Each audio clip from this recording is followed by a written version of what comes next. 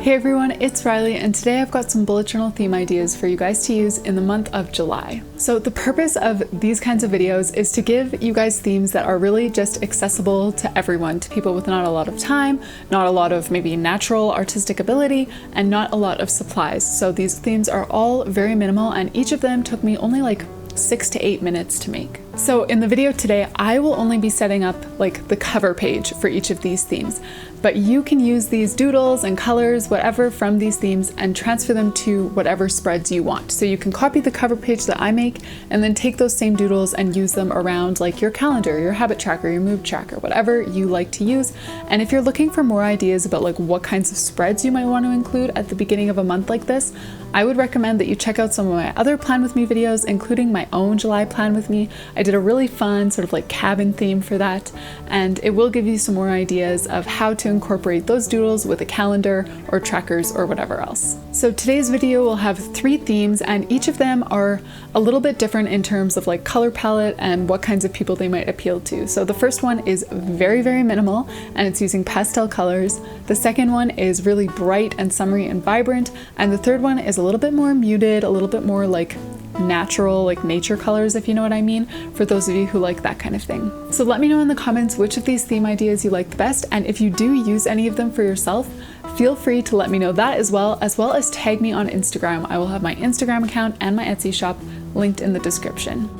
Alright, so like I said, this first theme is incredibly minimalistic. Honestly, I don't even know if I would call it like a theme, but the reason that I included this one is because number one, it's so easy and quick.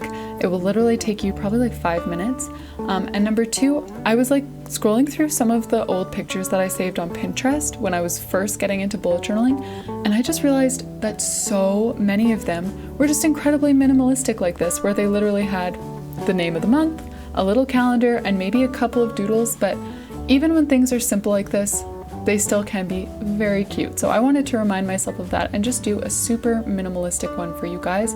Now, I will say this is minimalistic in the sense that it's pretty bare, there's not a lot going on, but if you're not into calligraphy or you haven't really been practicing that skill, this won't be like easy peasy lemon squeezy to just throw together this kind of title. You do need to practice if you want to get comfortable with calligraphy. But once you've got the font down, the rest of it will really just fall into place. So I just made a little calendar for the month of July, and then I wrote July in calligraphy, and I'm just using a really light gray Tombow marker to add kind of a bit of a drop shadow. And then I've got my white gel pen here, and I'm just doing sort of a dashed line on all of the thick downstrokes. So super, super quick calligraphy lesson if you are wanting to do this theme. Keep your letters bouncy, that's what I always try to do, and anytime your pen is going down, make it a nice thick downstroke. Anytime it's moving like up, diagonal, to the side, keep it nice and thin. So that's just kind of the basics of calligraphy, but of course there's a lot more to actually getting comfortable with it. So that's the first theme, super simple. I just added some waves, I used 2 of my favorite pastel colors, and there we go.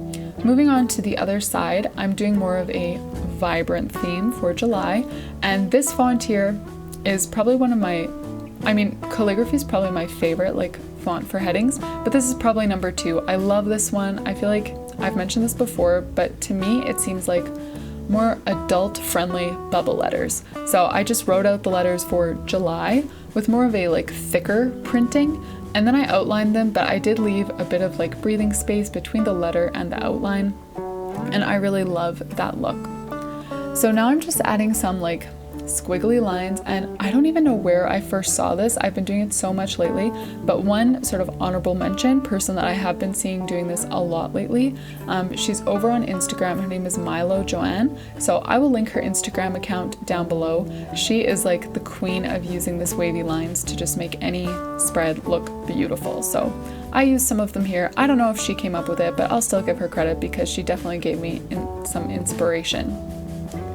So I chose to use 4 different colors for this theme, 2 greens and then 2 sort of reddish colors. And I also like to add like this little dashed line. I feel like it just kind of closes things off for these wavy lines. So I'm just using my Tombow Fudenosuke brush pen, to do that little dashed line.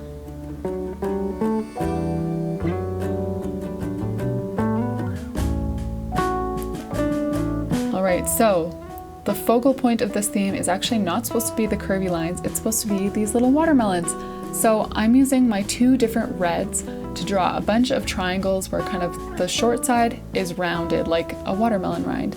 I also did use that dark red to darken up the top of the letters, and then I used my lighter one to just kind of blend from the dark to the light. So like I said, I'm just making a bunch of little triangles, and I don't remember who it was, sorry, but somebody mentioned in my comments that they would love to see my take on a watermelon theme, so I decided to go ahead and do that and do a fun little watermelon theme for the month of July.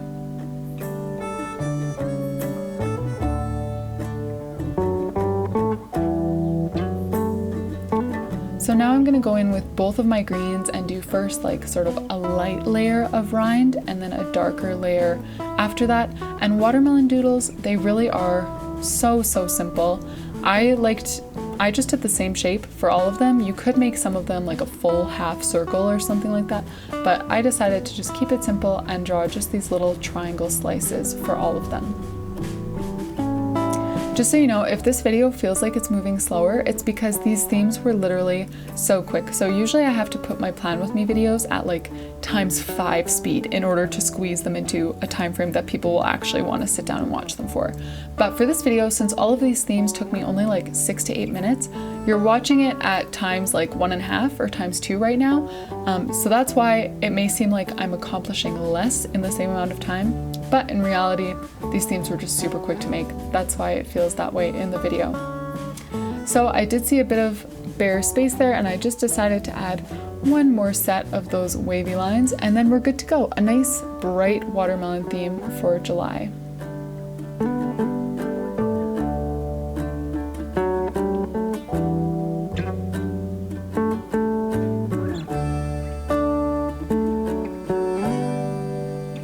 Finally, I'm going to set up one more theme, and this one is going to use more like muted, earthy tones.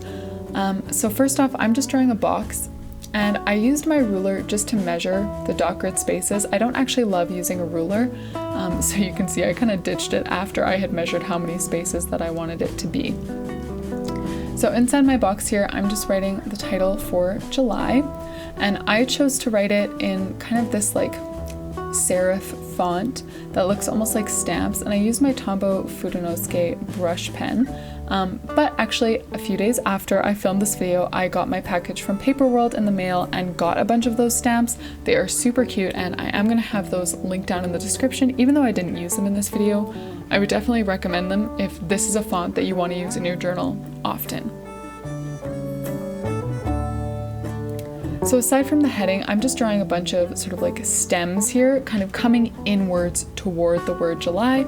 And now I'm just using the thicker side of my Tombow dual tip brush pen to add some leaves to those stems.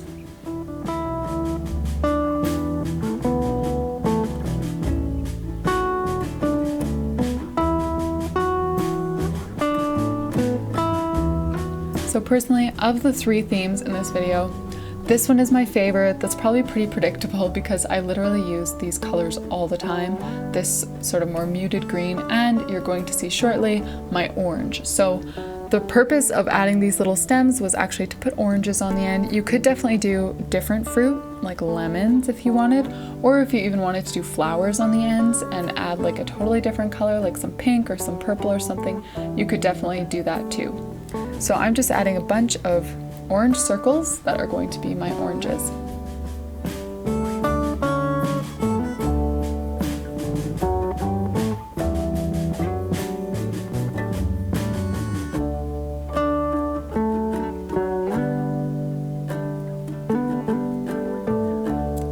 So now that I've filled in that whole square, I'm sort of layering it with a couple of other squares, and I've done this a few times in some of my recent custom bullet journals.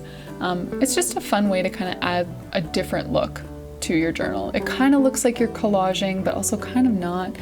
So anyways, I'm just using some of those key colors, this really light beige and the orange and eventually the green, to add sort of some layered boxes behind this main box.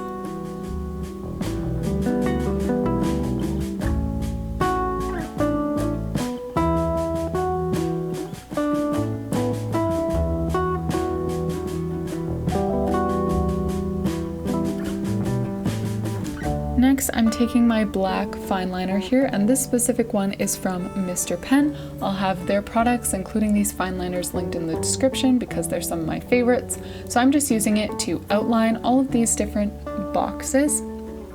And then the next step after this is totally optional. I decided to take some white gel pen and add designs to these boxes.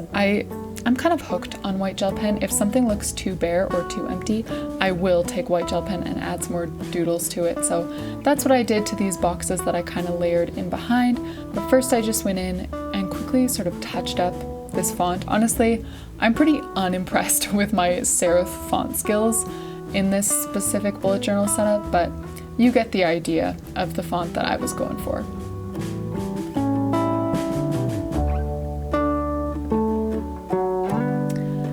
So those are all of the 3 super simple, diverse theme ideas that I have for you guys today. So we've got this more muted orange theme, then we've got a very simple theme with some waves, and the bright watermelon theme. Thank you all for joining me for today's video. I hope that you enjoyed some of these themes. If you did, don't forget to let me know down in the comments which one is your favorite, and I hope to see you in the next video.